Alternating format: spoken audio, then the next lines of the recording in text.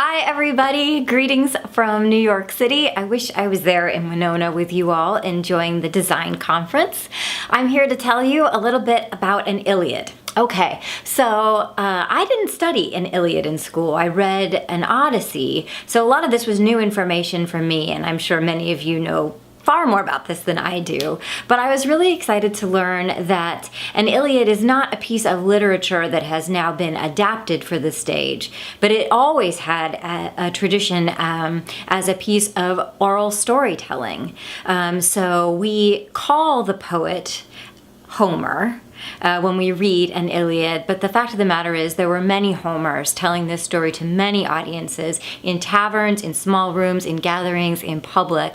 So the idea of bringing An Iliad into a small room, into an intimate space, into a black box theater, to tell the story, to share the story with a particular audience is actually part of the tradition. So this particular telling of An Iliad goes back and forth between the traditional epic story of the Trojan War, really concentrating on Homer and Achilles, and sort of a contemporary conversation with the audience. This is really exciting to me because this is part of our tradition at GRSF, that we're not in the business of museum theater, that we're in the business of having a really dynamic, honest conversation, or at least attempting to, with our particular audience. It's important to the poet in this play that this not be presented as a metaphor for us to make connections with our real life, but that we find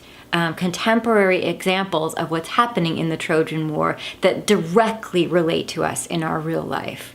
This is a war story, but it's not a pro-war story, nor is it an anti-war story. We're all complicit in war. As human beings, we have, unfortunately, and interestingly, a perpetual capacity for violence. And it's important that we explore why that might be so, without an agenda.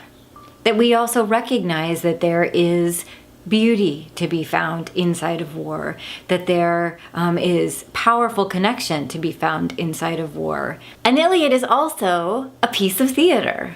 So what is exciting about this particular version of An Iliad is that you've got one actor, or in our case, two actors alternating nights, representing 54 characters over the course of the piece. It will be different from night to night, whether I'm presenting the piece or whether Andrew Carlson is presenting the piece. Certain themes will resonate in a completely different way, partly because of our gender and partly just because we're different people. It will be really exciting for us to explore it as artists, and we are really excited to share it with you, our audience in Winona.